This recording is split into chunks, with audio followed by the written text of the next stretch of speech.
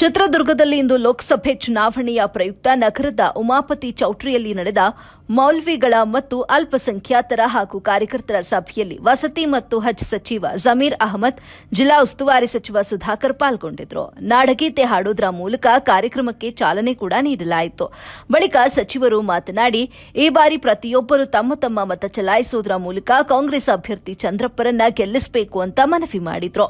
ಸಭೆಯಲ್ಲಿ ಜಿಲ್ಲಾಧ್ಯಕ್ಷ ತಾಜ್ಪೀರ್, ಎಂಎಲ್ಸಿ ಜಬ್ಬಾರ್ ಸಾಬ್, ಹಾಜಿ ನಯಾಜ್ ಸಾಬ್, ಎಂಸಿಒ ಬಾಬು, ಎನ್ಬಿಟಿ ಜಮೀರ್ ಸಾಬ್ ಸೇರಿದಂತೆ ಇನ್ನೂ ಹಲವಾರು ನಾಯಕರು ಮತ್ತು ಕಾರ್ಯಕರ್ತರು ಭಾಗಿಯಾಗಿದ್ರು. ವರದಿ ವಸೀಕ್ ಅಹಮದ್, ಎಬಿ ನ್ಯೂಸ್ ಕನ್ನಡ, ಚಿತ್ರದುರ್ಗ.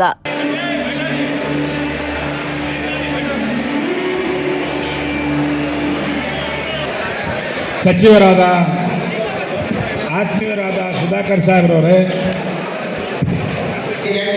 चंद्रप्पा जो कैंडिडेट उनकी वजह से एक सभा बुलाया गया है।